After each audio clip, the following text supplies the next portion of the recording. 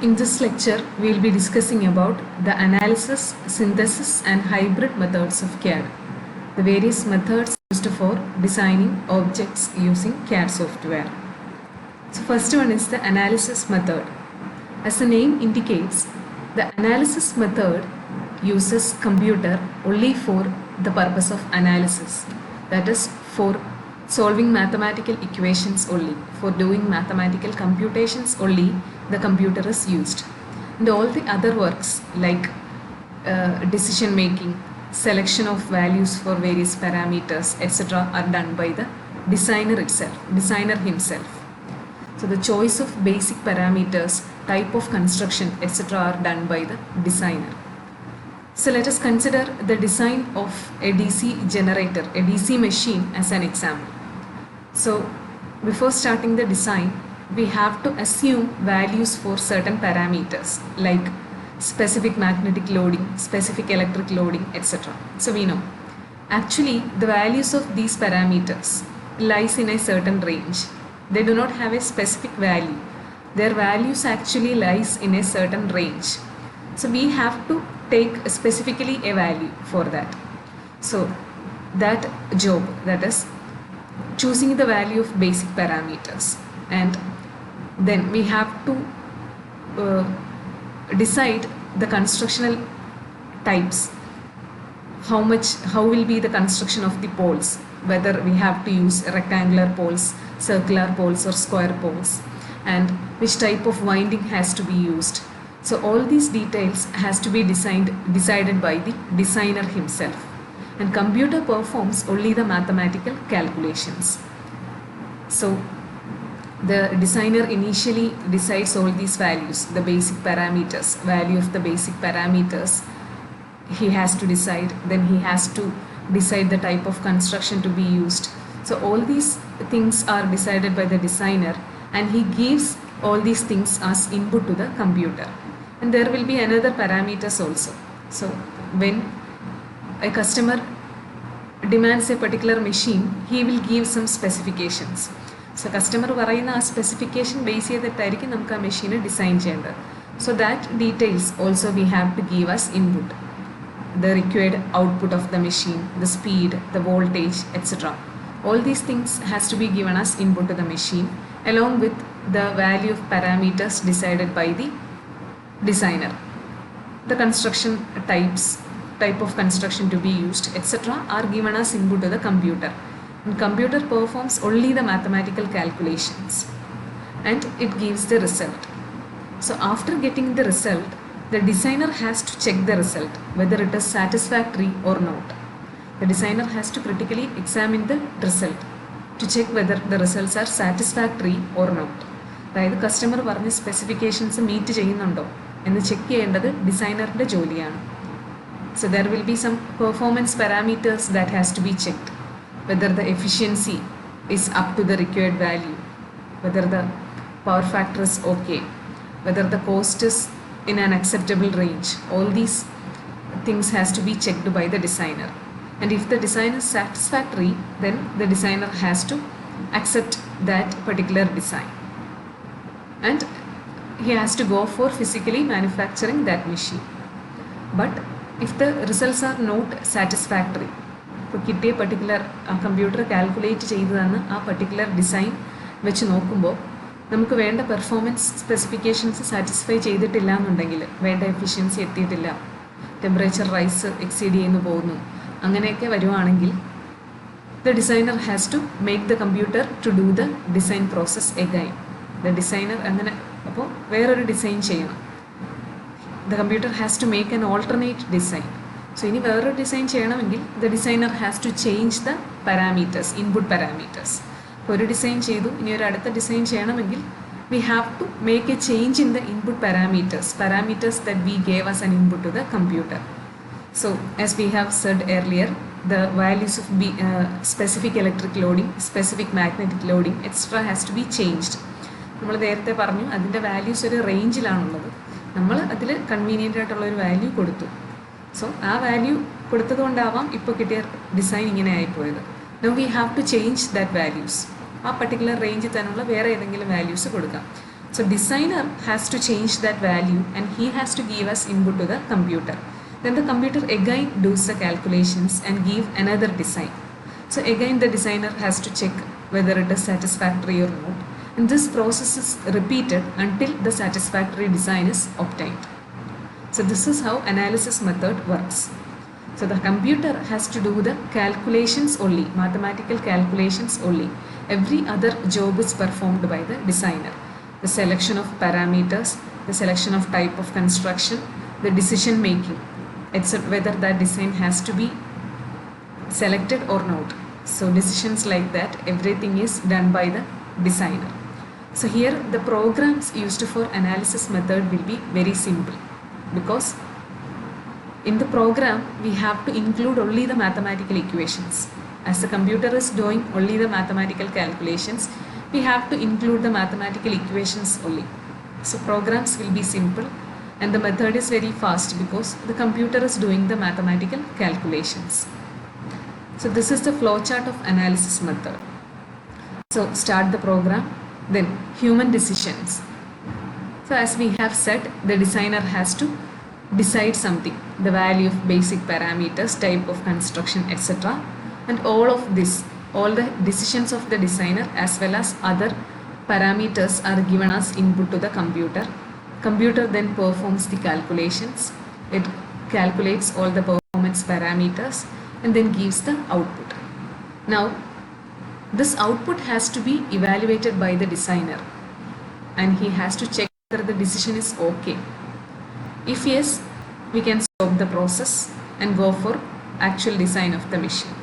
Otherwise, he has to change his decisions and again do the same process. So here, human position is shown by the dotted lines. Where human effort is involved, it is shown by this dotted line. And solid line shows the computer position. Okay, input കൊടുക്കുന്നതെല്ലാം കമ്പ്യൂട്ടറിൻ്റെ വർക്കാണ് output തരുന്നത് വരെ. ബാക്കി process ഔട്ട്പുട്ടിനെ examine ചെയ്യുന്നതും parameters change ചെയ്യുന്നതെല്ലാം human വർക്കാണ്. So that are shown as dotted lines here. So this is how analysis method works. So next one is the synthesis method. So in analysis method, computer has to perform only the mathematical calculations, whereas in synthesis method, both calculations as well as logical decisions are taken by the computers. Every job is done by the computer itself. So logical decision, what are included in logical decisions? We know logical decisions include suitable change in parameters. We have discussed it earlier. So if a particular design is not satisfactory, the designer has to change the values of the input parameters. So that change in parameters to achieve the desired design and performance is done by the computer itself in synthesis method. Analysis method ഒരു design satisfactory അല്ല എന്നുണ്ടെങ്കിൽ ആ ഇൻപുട്ടിലെ parameters change ചെയ്ത് കൊടുക്കുന്നതൊക്കെ designer തന്നെ ആയിരുന്നു.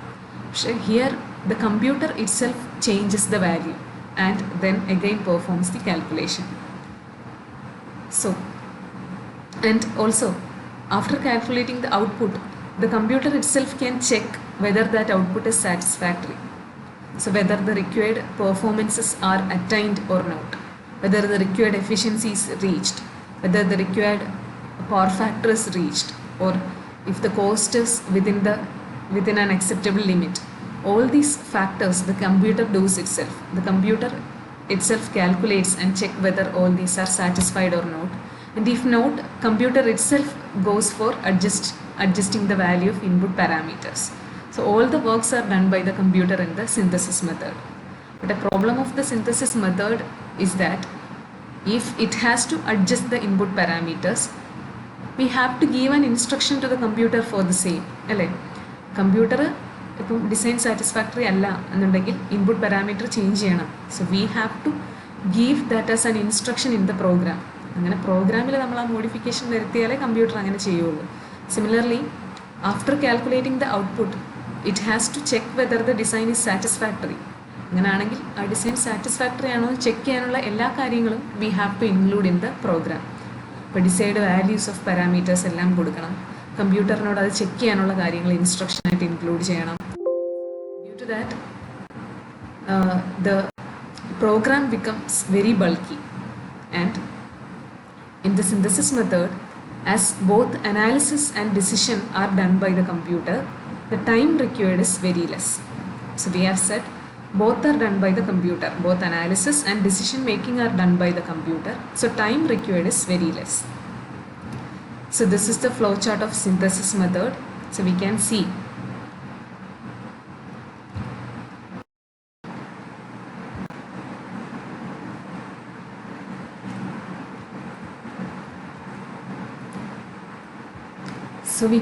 that initially all the performance specifications are given and the computer has to assume suitable values for the variables, and then it performs all the design calculations, performance calculations, design parameters calculate ചെയ്യും, various parts in the dimensions അങ്ങനെയുള്ള കാര്യങ്ങൾ. Then performance parameters calculate ചെയ്യും, efficiency എത്രയാണ്, armature current എത്രയാണ്, power factor എത്രയാണ്, all those factors are calculated, and then it compares the calculated and desired performance. So here, depending on the obtained design, it calculates the performance parameters. Then the required performance is already given as input to the computer. Then the computer compares the required performance with the performance obtained here. Then it checks whether the obtained performance is satisfactory. If yes, the process can be stopped and total cost can be calculated and design values can be printed. So if it is not satisfactory, the computer has to adjust the values of variables and then again do the same process until the obtained values becomes satisfactory. So synthesis method എല്ലാ കാര്യങ്ങളും decision making ഉൾപ്പെടെ computer ചെയ്യണമെങ്കിൽ required performance specifications എല്ലാം നമ്മൾ input ആയിട്ട് കൊടുത്തിരിക്കണം. So then the computer itself assumes values of parameters and then does the remaining processes. Performance parameters എല്ലാം meet ചെയ്തോ അങ്ങനെയുള്ള കാര്യങ്ങൾ ചെക്ക് ചെയ്യുന്നതും കമ്പ്യൂട്ടർ തന്നെ ആയിരിക്കും. ചെക്ക് സാറ്റിസ്ഫൈ ചെയ്യുന്നില്ല എന്നുണ്ടെങ്കിൽ വീണ്ടും പുതിയൊരു ഡിസൈൻ അത് കാൽക്കുലേറ്റ് ചെയ്യും. So now let us see what are the problems with synthesis method.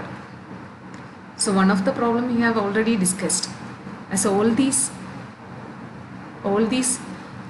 task has to be given as an input to the computer, the program for synthesis method will be very bulky, very difficult. If the computer has to take logical decisions, if it has to check whether the performance is satisfactory, we have to incorporate the corresponding instructions in the program. And also if the computer has to make some changes in the parameters, that also has to be given as an instruction in the program. So program will be bulky.